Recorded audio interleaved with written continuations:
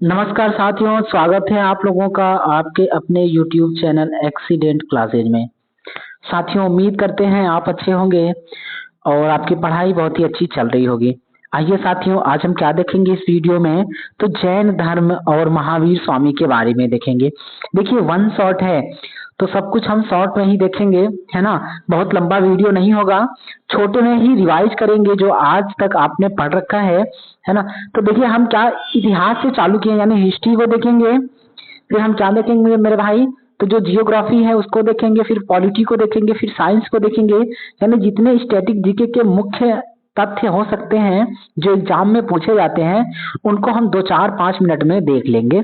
आइए देखिए, तो अगर आप चैनल पे नए हैं तो आपसे निवेदन है कि चैनल को सब्सक्राइब जरूर कर लीजिएगा, वीडियो को लाइक कर दीजिएगा और अपने मित्रों में शेयर कर दीजिएगा, साथ ही बेल आइकन जरूर दबा दीजिएगा। ठीक मेरे भाई, आइए शुरू करते हैं मेरे भाई। अब बात करेंगे हम ना जैन धर्म के बारे में। तो देखिए, जैन धर्म के बारे में अगर बात करें तो जैन धर्म के जो पहले तीर्थंकर थे, यानी जिन्होंने जैन धर्म को चालू किया था, उनका नाम क्या था मेरे भाई, तो ऋषभ देव थे। इतना याद रखेंगे कि जैन धर्म के जो पहले तीर्थंकर हैं उनका नाम क्या था, तो ऋषभ देव नाम था। इतना ध्यान रखेंगे, ऋषभ देव, इनको आदिनाथ भी कहते थे, आदिनाथ। ठीक मेरे भाई, और इनका जो प्रतीक चिन्ह था वो वृषभ था, सांड था। इनको ध्यान रखिएगा। तो इसी क्रम में क्या होगा कि आपके सबसे इंपॉर्टेंट कौन होंगे, तो 24वें तीर्थंकर होंगे, और कौन होंगे, तो महावीर स्वामी जी होंगे। तो आज हम केवल महावीर स्वामी जी के बारे में देखेंगे, ठीक है। तो आप ध्यान से बने रहिएगा। देखिए, अगर हम बात कर दें कि महावीर स्वामी जी कौन से नंबर के तीर्थंकर थे, तो ये 24वें नंबर के थे। इतना ध्यान रखिएगा, कौन से नंबर के थे मेरे भाई, तो 24वें नंबर के तीर्थंकर थे कौन, महावीर स्वामी। अगर बात करें कि महावीर स्वामी का जन्म कब हुआ था, तो 540 ईसा पूर्व हुआ था। इसे ध्यान रखेंगे, 540 ईसा पूर्व हुआ था। और जन्म स्थान कहाँ था, तो जो वैशाली है बिहार का, उसके कुंड ग्राम में हुआ था। इनको ध्यान रखेंगे। तो जैन धर्म के 24वें तीर्थंकर कौन हो जाएंगे, महावीर स्वामी जी हो जाएंगे। इनका जन्म कब हुआ था, तो 540 ईसा पूर्व हुआ था। इनका जन्म स्थान कहाँ पे है, तो वैशाली के कुंड ग्राम में है, जो कहाँ पड़ता है मेरे भाई, तो बिहार में पड़ता है। इतना ध्यान रखिएगा, ठीक है। आइए, अगर बात करते कि इनके पिताजी का नाम क्या था, तो मेरे भाई सिद्धार्थ था। इनके पिताजी का नाम क्या था, सिद्धार्थ था। और वहीं गौतम बुद्ध का नाम सिद्धार्थ था। अगर बुद्ध जी की बात करेंगे तो उनका नाम सिद्धार्थ हो जाएगा, और यहाँ इनके पिताजी का नाम है ना, बात करेंगे तो इनके पिताजी का नाम क्या हो जाएगा, सिद्धार्थ। ये किसके राजा थे, तो वज्जी संघ के राजा थे। इनको ध्यान रखेंगे, वज्जी संघ के राजा कौन थे, तो है ना, महावीर स्वामी के जो पिताजी थे वो थे। अब बात करेंगे कि किस कुल में हुआ था, तो ये बहुत पूछता है कि इनका जन्म किस कुल में हुआ था, तो ज्ञात्रिक क्षत्रिय कुल में हुआ था। ये याद रखिएगा, ज्ञात्रिक क्षत्रिय कुल में हुआ था। तो जन्म 540 ईसा पूर्व हो गया। उसके बाद वैशाली के कुंड ग्राम में हो गया। पिता का नाम सिद्धार्थ हो गया। तो कहाँ के राजा थे, तो वज्जी संघ के राजा थे, है ना। इनका जन्म किस कुल में हुआ था, तो ज्ञात्रिक क्षत्रिय कुल में हुआ था। ये क्षत्रिय थे, इन्हें ध्यान रखेंगे। माता का नाम बोल दे तो क्या होगा मेरे भाई, त्रिशला होगा। और ये कौन थी, तो लिच्छवी के शासक जो चेतक थे उनकी बहन थी त्रिशला देवी, ठीक है। अब आइए, अगर बचपन का नाम पूछ ले तो बचपन का नाम क्या था इनका, तो बचपन का नाम था वर्धमान महावीर। बाद में महावीर पड़ता है, पहले नाम क्या था, वर्धमान था। इतना ध्यान रखिएगा। अब आइए, तो अगर बात करें इनकी पत्नी का नाम, तो यशोदा। याद रखेंगे, इनकी पत्नी का नाम यशोदा था, ठीक है। अब ये कौन थी, तो कुंडीय गोत्र के राजा समरवती की कन्या थी। इन्हें ध्यान रखेंगे। इनकी एक पुत्री भी हुई थी जिसका नाम क्या था, प्रिय दर्शनी था, या अनुज्जा, है ना, अनुज्जा या फिर प्रिय दर्शनी था। इन्हें ध्यान रखेंगे। इनके दामाद का नाम क्या था मेरे भाई, तो जामिल या जमाली, जामिल या जमाली था। इसे ध्यान रखेंगे। और ये पहला शिष्य बनेंगे इनके, इन्हें भी ध्यान रखेंगे, ठीक मेरे भाई। आइए अगले की बात कर दें। अब देखिए, तो अब ये जो थे महावीर स्वामी जी, ये कहाँ कहाँ जाएंगे, तो इनका एक शिष्य हुआ करता था जिसका नाम क्या था, मखलिस पुत्र गोसाल, ठीक है। बाद में ये क्या होगा, आजीवक संप्रदाय के संस्थापक हो जाएंगे, मोखली पुत्र गोसाल, मोखलिस पुत्र गोसाल नाम रहेगा, ठीक है। इनको ध्यान रखेंगे। अगर हम बात करें कि महावीर स्वामी के पहले शिष्य कौन थे, तो इनके दामाद जी थे जिनका नाम क्या था, जमाली, है ना, इनको ध्यान रखेंगे। और किसके ये पति थे, तो जो प्रियदर्शनी थी उनके पति थे। अगर बात करें द्वितीय इनके विरोधी कौन थे, तो द्वितीय थे तीस गुप्त थे, ठीक है, इन्हें ध्यान रखेंगे, ठीक मेरे भाई। और इन्हें ज्ञान प्राप्त करने में कितना समय लगा था, तो 16 वर्ष लगा था। अब महावीर स्वामी घर कब छोड़े थे, ये पूछ लेता है ना, कि गृह त्याग की घटना किस उम्र में हुआ था, तो 30 वर्ष की आयु में इन्होंने घर को छोड़ा था और अपने भैया, इनके जो बड़े भैया थे नंदीवर्धन से आज्ञा लेकर गृह त्याग किए थे, इन्हें ध्यान रखेंगे। अब इनको ज्ञान की प्राप्ति कितने समय होगी, तो 12 साल कठिन तपस्या करेंगे तो इन्हें ज्ञान की प्राप्ति होगी, इसे ध्यान रखेंगे। ज्ञान की प्राप्ति कहाँ होगी, तो इसे देखिएगा, यानी 12 साल तपस्या किए हैं तो इन्हें जाम्बिक गांव के नजदीक एक ऋजुपालिका नदी होगी, यानी ऋजुपालिका नदी के किनारे जाम्बिक गांव होगा और एक साल का वृक्ष होगा, इन्हें ध्यान रखेंगे। साल के वृक्ष के नीचे इनको ज्ञान की प्राप्ति होगी, इसे ध्यान रखिएगा, ठीक मेरे भाई। अगर बात करेगा कि इनका प्रमुख उपदेश कहाँ पे हुआ था, ज्यादातर उपदेश कहाँ दिए थे, तो राजगृह में दिए थे, जिन्हें राजगीर कहा जाता था। और पहाड़ी का नाम क्या होगा, तो वितुलांचल की पहाड़ी। पहाड़ी कौन सा हो जाएगा मेरे भाई, तो वितुलांचल की पहाड़ी पर दिए थे, इनको ध्यान रखेंगे, ठीक है। आइए, वहां पे एक नदी बहती है जिसको वराकर नदी कहते हैं, इन्हें ध्यान रखेंगे। तो ज्ञान की प्राप्ति जो हुई थी ऋजुपालिका नदी के किनारे, और जो उपदेश देंगे वो कहाँ देंगे, तो बराकर नदी के किनारे। पहाड़ी कौन सा होगा, तो वितुलांचल की पहाड़ी होगा। और एरिया कौन सा होगा, तो राजगृह होगा, इसे ध्यान रखिएगा, ठीक मेरे भाई। अगर बात कर दें इनकी उपाधियों के बारे में, तो जो इनकी उपाधियां हो जाएंगी, है ना मेरे भैया, तो देखिएगा इनकी जो उपाधियां हैं वो कौन सा हो जाएगा, केवलीन हो जाएगा। केवलीन या कैवलीन का मतलब क्या होगा, सर्वोच्च ज्ञान को प्राप्त करने वाला, सर्वोच्च ज्ञान को प्राप्त करने वाला केवलीन कहते हैं। उसके बाद दूसरी उपाधि क्या होगी, तो जीन हो जाएगा। जीन का मतलब क्या होगा, विजेता, ठीक मेरे भाई। उसके बाद तीसरी उपाधि होगी निर्ग्रंथ। निर्ग्रंथ का मतलब होता है बंधन रहित, है ना, यानी कि सभी बंधनों से मुक्त हो जाएगा। और चौथा हो जाएगा अरहत। अरहत का मतलब क्या होगा, परम पूज्य हो जाएगा, इन्हें ध्यान रखेंगे। अगला बात कर दे कि इनका, है ना, अंत या इनको निर्वाण कब मिला था, तो निर्वाण की बात कर दे तो इनको निर्वाण मिला था पावापुरी में। ये कहाँ पड़ता है, तो राजगीर में पड़ता है। 72 वर्ष की आयु में हुआ था।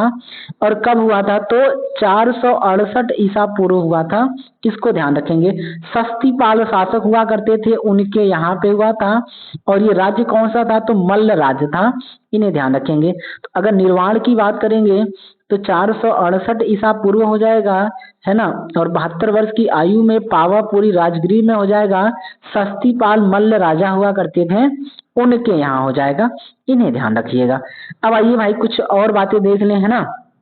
जैन धर्म से अगर बात कर दें कि जैन धर्म के जो प्रमुख तीर्थंकर हैं, तो उनके कुछ प्रतीक चिन्ह हैं, उनके बारे में हम बात कर दें कि जैन धर्म के प्रमुख तीर्थंकरों के प्रतीक चिन्ह। ये पूछ लेता है कि ऋषभ देव या फिर आदि देव, है ना, जो पहले वाले थे जैन धर्म के तीर्थंकर, उनका प्रतीक क्या है, तो सांड है, इसको ध्यान रखेंगे। वृषभ का मतलब सांड होता है, तो या तो सांड देगा या वृषभ देगा, नहीं देगा तो बैल दे देगा, इतना ध्यान रखेंगे।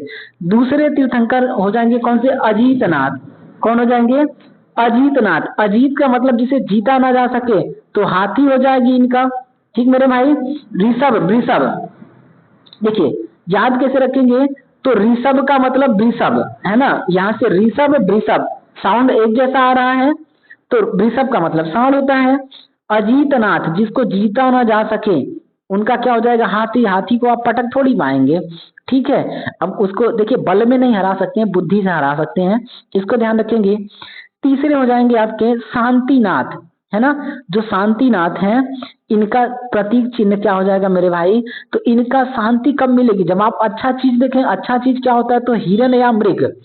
तो हिरण देख लें या मृग देख लें तो आपको शांति मिल जाएगी। तो शांतिनाथ का क्या हो जाएगा मेरे भाई, हिरण या फिर मृग। पार्श्वनाथ, नागनाथ, ऐसे याद रखिएगा। पार्श्व मतलब जो है ना पूरा शरीर रगड़ के चलता हो तो सांप चलता है, तो पार्श्वनाथ का क्या हो जाएगा, सांप हो जाएगा। इनको पार्श्वनाथ या नागनाथ याद रखेंगे।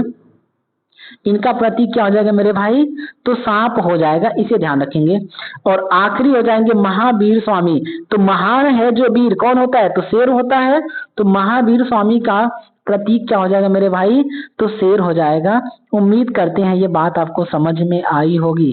ठीक मेरे भाई, अब आइए, अब जैन धर्म से संबंधित कुछ है ना दो जैन संगीतियां हुई थी, उनके बारे में देख लेते हैं।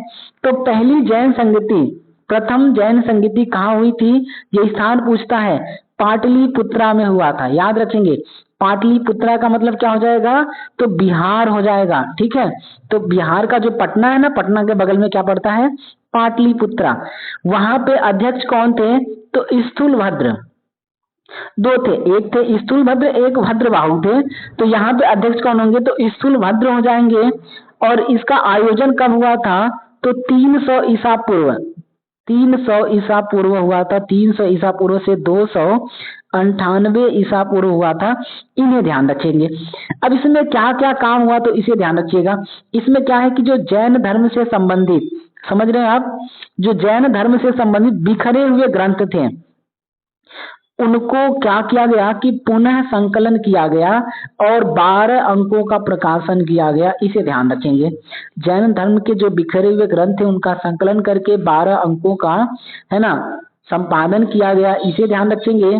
और इसी जैन संगति में, पहली जैन संगति में जैन धर्म दो भागों में बढ़ जाएगा। एक होगा आपका दिगंबर। दिगंबर का मतलब क्या होगा, ये भद्रबाहु वाले हैं कि जो नंगे रहेंगे वो दिगंबर हो जाएंगे, यानी कपड़ा धारण नहीं करेंगे। ठीक मेरे भाई, तो ये भद्रबाहु के नेतृत्व में होगा। दूसरे हो जाएंगे श्वेतांबर। श्वेतांबर का मतलब श्वेत वस्त्र यानी सफेद कपड़ा पहनने वाले लोग, तो ये स्थूल भद्र के नेतृत्व में हो जाएंगे। यानी प्रथम बौद्ध संगति में, ये प्रथम जैन संगति में आपका जैन धर्म दो भागों में बट गया था। एक था आपका दिगंबर नंगे रहने वाले, और दूसरा हो जाएगा श्वेतांबर सफेद कपड़ा पहनने वाले। जो दिगंबर होंगे वो भद्रबाहु के नेतृत्व में होंगे, और जो श्वेतांबर होंगे वो स्थूलभद्र के नेतृत्व में होंगे। कब हुआ था ये बौद्ध संगति, तो 300 ईसा पूर्व से 298 ईसा पूर्व, यानी 2 सालों तक ये चला था। इन्हें ध्यान रखेंगे। अब आइए दूसरी है ना जैन संगति देख लेते हैं। दूसरी जो जैन संगति है, ठीक मेरे भाई, वो कब हुई थी, तो इनको याद रखेंगे 512 ईसा पूर्व, यानी 512 ईस्वी में है, इनको ध्यान रखेंगे। अब 512 में हो रहा है, 512 ये ईसा पूर्व नहीं ईस्वी हो जाएगा, इनको ध्यान रखेंगे। ठीक मेरे भाई, कहाँ पे होगा, तो वल्लभी गुजरात में होगा, इसको ध्यान रखेंगे। और इसके जो अध्यक्ष होंगे वो कौन होंगे, देवाधिक है ना क्षमा श्रवण हो जाएंगे, इन्हें ध्यान रखेंगे। कौन से आचार्य होंगे, तो श्वेतांबर आचार्य हो जाएंगे, क्षमा श्रवण हो जाएंगे, श्वेतांबर आचार्य है ना अध्यक्ष हो जाएंगे। वल्लभी गुजरात में होगा, कब होगा, तो 512 ईसा में होगा, इनको ध्यान रखेंगे। अब देखो भैया इसमें काम क्या क्या हुआ था, तो उनको हम देख लें। तो जो बिखरे हुए ग्रंथ थे उन्हें कालों के अनुसार सजाया गया था, यानी कालक्रम के अनुसार है ना डेट वाइज ग्रंथों का संकलन किया गया था। ये दूसरी बौद्ध संगति में होगा, 512 ईस्वी में होगा, इन्हें ध्यान रखेंगे। ठीक मेरे भाई, अब आइए दो बौद्ध संगतियां हो गई, इन्हें ध्यान रखेंगे। अब देखिए तो जैन धर्म के जो 5 महाव्रत हैं उन्हें हम देख लेते हैं कि जैन धर्म का पहला महाव्रत क्या है, तो अहिंसा, यानी हिंसा ना करना, किसी जीव को मारना नहीं है। दूसरा क्या है आपका, सत्य या अमृषा, सत्य या फिर अमृषा मतलब कभी झूठ नहीं बोलना है, इसको ध्यान रखेंगे। ये दूसरा है ना व्रत है। अगर हम बात करें तीसरा व्रत क्या है, तो अस्तेय। अस्तेय का मतलब होता है चोरी ना करना, तीसरा महाव्रत हो जाएगा अस्तेय। चौथा कौन सा हो जाएगा मेरे भाई, तो संपत्ति अर्जित न करना, अपरिग्रह। अपरिग्रह का मतलब होता है संपत्ति अर्जित न करना। ठीक, और पांचवा हो जाएगा, पांचवें को महावीर स्वामी ने दिया था, तो ब्रह्मचर्य हो जाएगा, यानी अपने इंद्रियों को वश में करना। ये 5 महाव्रत हैं, एक बार वापस देख लीजिएगा।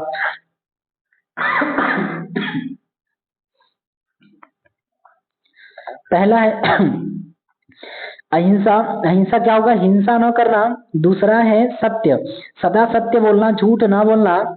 तीसरा है अस्तेय, चोरी न करना। और चौथा है आपका अपरिग्रह, है ना, धन संचय न करना। और पांचवा है जिसको महावीर स्वामी ने दिया था, ब्रह्मचर्य, यानी इंद्रियों पर काबू पाना, इंद्रियों को वश में रहना रखना। तो आइए मेरे भाई, उम्मीद करते हैं ये वीडियो आपको पसंद आया होगा। अगर वीडियो पसंद आए है ना तो वीडियो को लाइक करिएगा, चैनल को सब्सक्राइब करिएगा और अपने मित्रों में शेयर कर दीजिएगा। साथ ही ये जो बेल आइकन है इसे दबा दीजिएगा। इसी के साथ वीडियो देखने के लिए आपका बहुत बहुत धन्यवाद। आपका दिन शुभ हो। नमस्कार।